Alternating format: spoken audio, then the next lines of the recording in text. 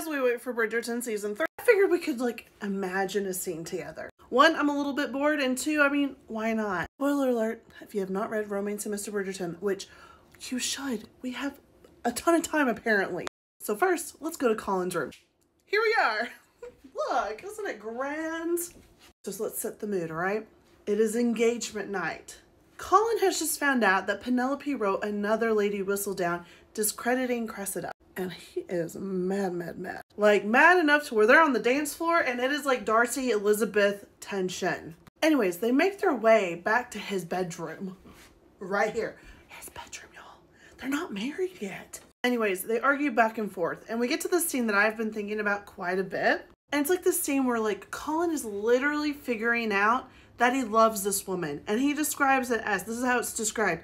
He didn't know how he hadn't realized it before when he'd already known that she was smart and lovely and witty and resourceful, but all those adjectives and the whole host more he hadn't yet thought of did not add up to the true measure of her.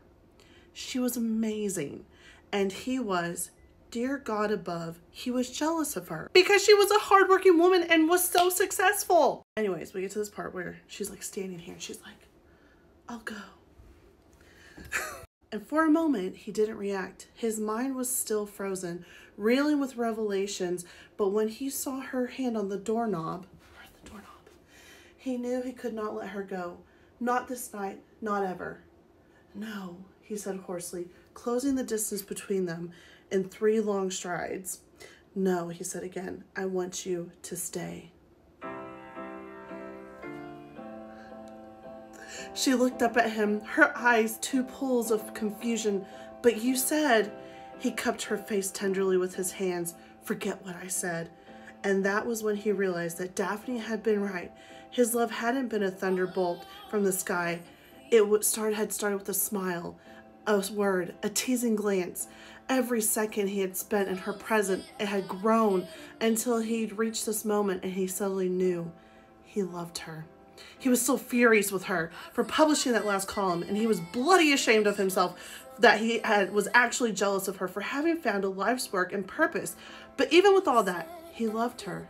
And if he let her walk out that door right now, he would never forgive himself. Maybe this, then, was the definition of love. When you wanted someone, needed her, adored her still, even when you were utterly furious and quite ready to tie her to the bed just to keep her from going out and making more trouble. This was the night. This was the moment. He was brimming with emotion, and he had to tell her. He had to show her. Stay, he whispered, and he pulled her to him, toughly, hungrily, without apology or explanation.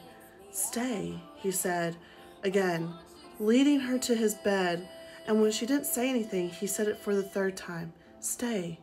He nodded. He took her up into his arms.